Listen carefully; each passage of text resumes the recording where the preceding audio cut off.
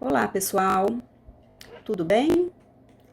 Dando início aqui à nossa aula de Teoria Geral do Processo, com o terceiro período de Direito, hoje nós faremos uma retomada, uma revisão do conteúdo visto até então. Já que nós finalizamos o nosso conteúdo para a primeira avaliação, né, que é a N1, a gente vai fazer uma revisão desse conteúdo. Nós já começamos, inclusive na última aula, a gente iniciou o estudo das funções essenciais da Justiça com o Ministério Público e esse material não cai na N1, tá? Então, nós vamos definir aqui nessa aula até onde que vai o nosso material para N2, porque o material da última aula não cai na N1, ele já é material para N2, tá? Então, eu vou deixar aqui para vocês como roteiro de aula esse vídeo com os pontos, revendo os pontos que nós já, o conteúdo, né, do semestre, até onde a gente já viu, conteúdo do módulo 1 e 2 para N1. É importante também que vocês acessem o Código de Processo Civil e a Constituição, recapturem os artigos referentes às aulas. O Código de Processo Civil, do artigo 2º ao 11º, nós vimos princípios processuais expressos. A Constituição Federal, nós vimos princípios processuais também, principalmente no artigo 5º da Constituição, né? Vimos a questão do acesso à justiça, as 3 ondas aqui também, na Constituição Federal, no artigo 5º, e vimos também na Constituição Federal os artigos referentes à competência e composição dos órgãos do Poder Judiciário, tá? Então é importante que vocês voltem lá e façam essa releitura referente a esses artigos. Nessa retomada, o que nós vamos revisar?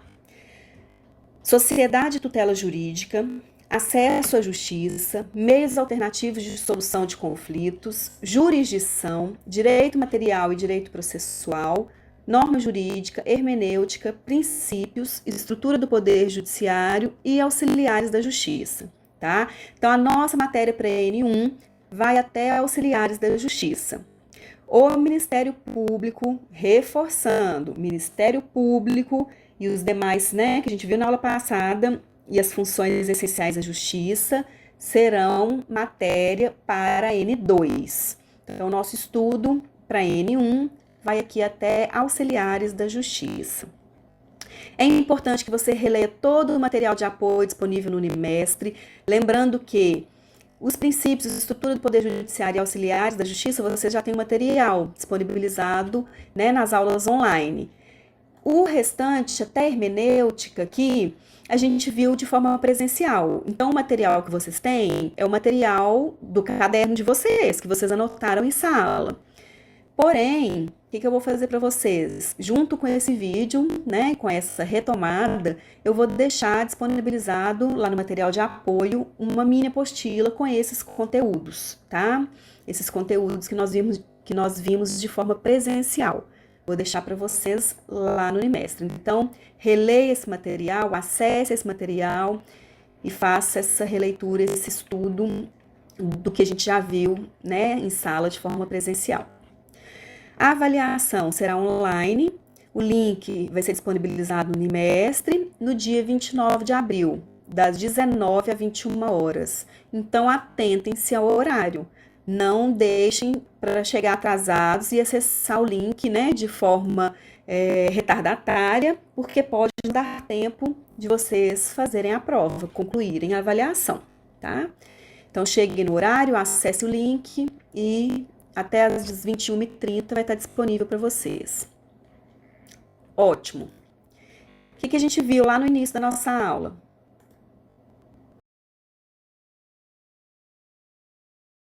E os elementos básicos. Então a gente começou a ver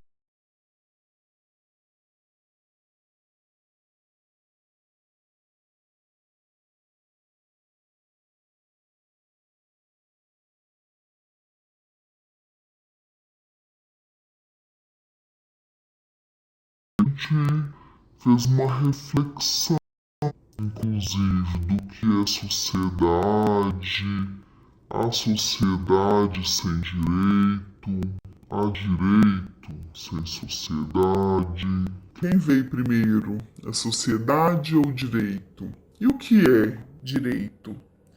Então a gente viu, né, a gente montou inclusive no quadro alguns conceitos sobre direito, nós, né, juntos, e concluímos que o direito é um conjunto de princípios e regras que orientam a vida social. Ele é um guia de conduta, exerce a função de controle social, permite que diferentes povos possam compartilhar do mesmo espaço e que pessoas possam viver em sociedade. Compreende o interesse da coletividade.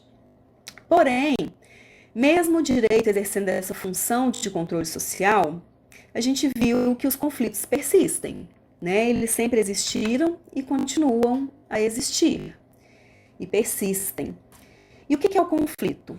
É a pretensão de uma pessoa que não foi satisfeita ou foi resistida, né? A mesma pretensão de um é do outro. Então ele encontrou uma resistência ali. E quais eram os meios de solução para esses conflitos, né? Nos primórdios? Nós vimos que as pessoas, elas solucionavam seus conflitos através da autocomposição ou da autotutela, né? E a autocomposição é quando o sujeito abre mão do seu interesse. Ou ele desiste, né? Ele renuncia à sua pretensão, ou a outra pessoa desiste, renuncia, né, à resistência que ela ofereceu inicialmente, à pretensão daquele, ou há uma transação, onde ambos reciprocamente, né, desistem de partes daquela pretensão e chegam dessa forma num consenso ou num acordo. E a autotutela já é a imposição do interesse, é o famoso olho por olho, dente por dente, né? A pessoa impõe a sua pretensão e o seu interesse. Pois bem, a gente viu que com o tempo, com o passar do tempo, né, da história, o Estado ele veio ganhando força, né? No início as pessoas elas solucionavam os conflitos, né, por si só. Depois elas começaram a pedir ajuda, né, através de árbitros, de pessoas de sua confiança, sacerdotes, anciãos. Então elas procuravam essas pessoas, né, na comunidade para que auxiliassem nessa resolução de conflitos. E com o tempo o Estado foi pegando, absorvendo para si, né, o poder de ditar essas soluções, esses conflitos. Foi se impondo ao particular. Então, mais ou menos ali por volta do século III depois de Cristo, inicia-se a transição da justiça privada para a justiça pública, né? Então, as pessoas deixam de tomar, de resolver por si só os seus conflitos, né? E o Estado toma para si essa incumbência, né? Ele toma para si, chamando de jurisdição. Então, a jurisdição nada mais é do que a substituição das partes na resolução do conflito. Então, o Estado, dessa forma, estabelece regras a serem seguidas. É aí também que surge a figura do legislador. Então, o Estado, com a finalidade pacificadora, agora é competente para dirimir os conflitos entre as partes, né? E com isso surge o sistema processual, ou seja, Estado agora dirimindo conflitos, partes com a ação, acionando o Estado, né, invocando o Estado, e o Estado com o processo, que é o meio para solucionar esses conflitos. Então, o meio que o Estado se vale, utiliza para cumprir a função jurisdicional é através do processo. Aí surge a questão do acesso à justiça, porque o que adianta um sistema processual, né, onde o Estado vai dirimir os conflitos, as partes vão acionar o Estado e o Estado vai vir com seu meio de solucionar esse conflito, se as pessoas não conseguem chegar à justiça, não têm acesso a elas, né, a ela. Então surge aí vários doutrinadores estudando e conceituando sobre a questão do acesso à justiça. E o percursor foi Mauro Capelletti, um jurista italiano, que por volta dos anos 70 veio doutrinar sobre essas soluções para o acesso à justiça. E aí ele fala que essas soluções elas precisavam vir em 3 ondas. A primeira onda é a questão dos hipossuficientes. Precisava proporcionar aos pobres a assistência judiciária. A segunda onda fala sobre os interesses transindividuais. Então, precisava dar prioridade para a solução dos conflitos de forma coletiva, difusa. E a terceira onda fala sobre as novas fórmulas de instrumentos. Então, precisava ter alternativas para a resolução desses conflitos, como mediação, conciliação e arbitragem. No Brasil, essa questão do acesso à justiça, né, toma contornos, essas ondas, elas vieram de forma concomitante após a ditadura militar. Então, no início dos anos 80, mais ou menos, ela começa, né, primeiro com algumas leis, né, e depois com a Constituição Federal.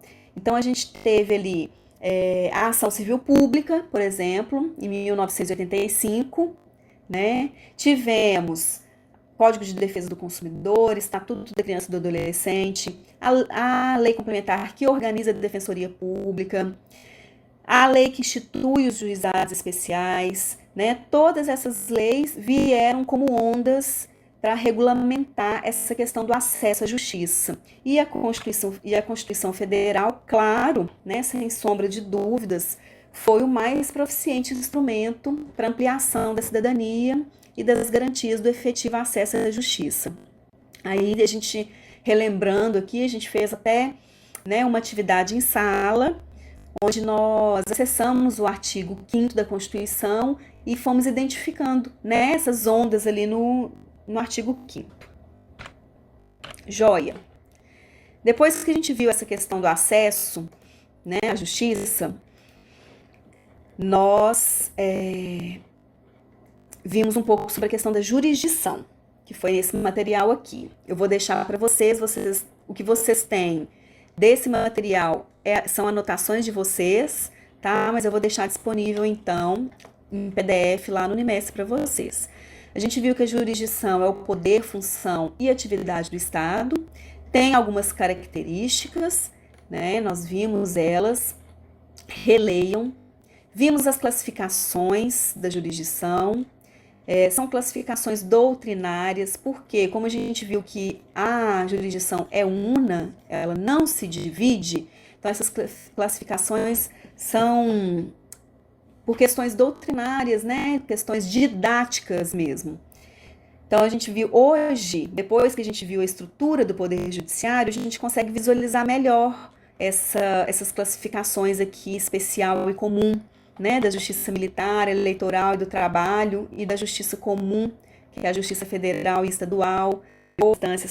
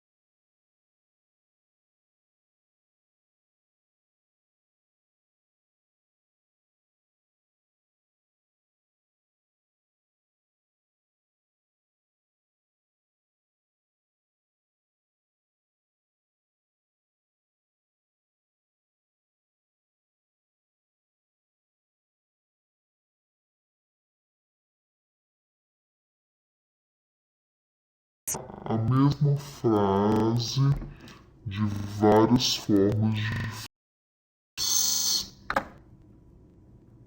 Joia. Depois da hermenêutica, aí a gente começou a ver sobre os princípios. Esse primeiro materialzinho aqui vocês não têm, eu vou deixar eles para vocês, falando do que é o princípio, tá? O que os princípios condicionam e orientam, né? O que é o princípio, o que o novo Código de Processo Civil fala sobre princípios. E vimos os princípios constitucionais expressos e os princípios processuais, tá? Expressos também no Código de Processo Civil.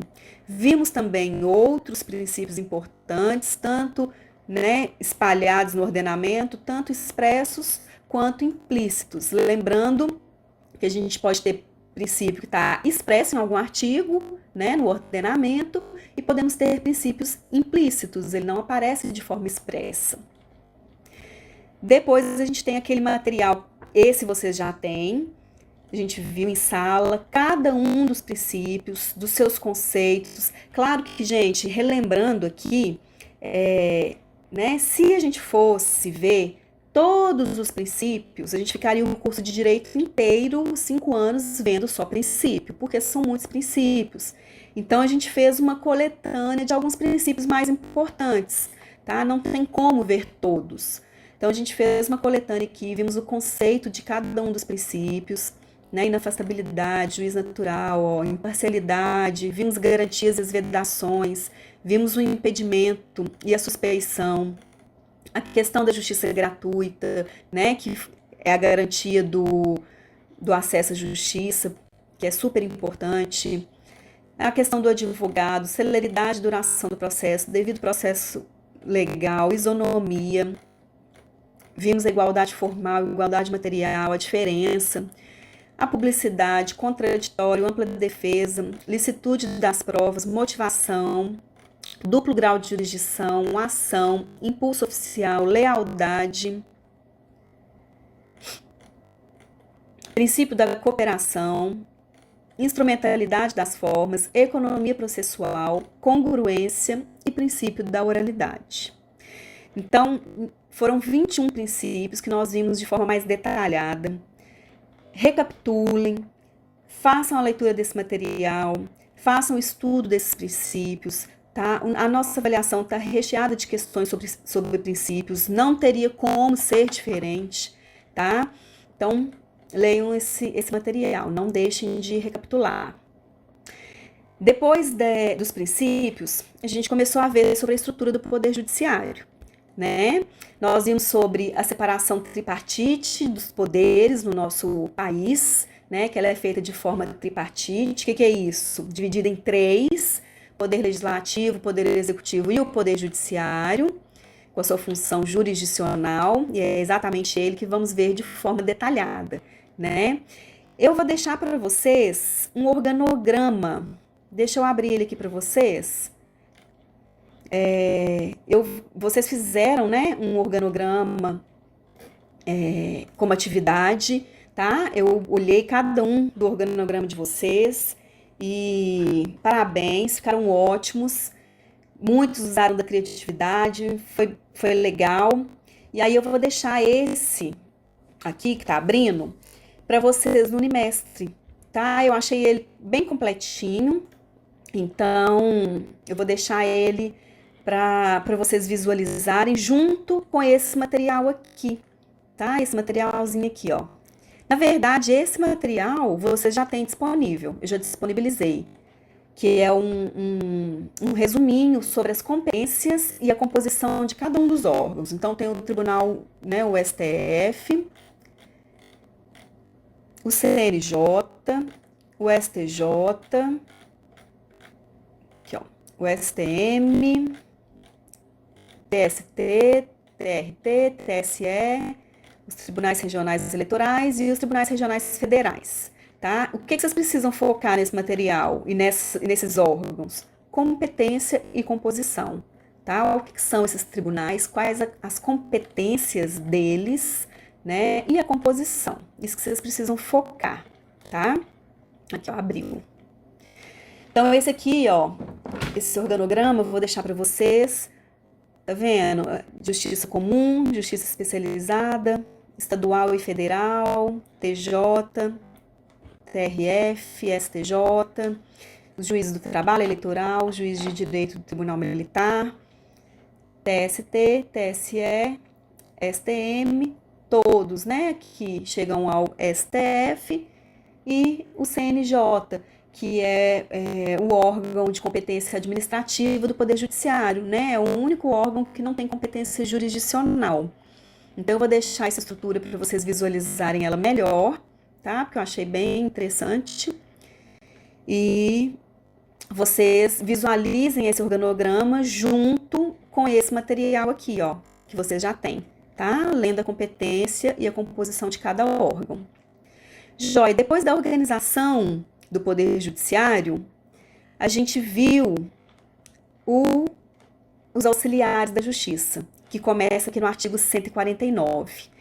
Os auxiliares da Justiça, além de outros, olha que importante, o nosso rol do Código de Processo Civil não é taxativo, ele é exemplificativo, porque ele já deixa a brecha aqui, além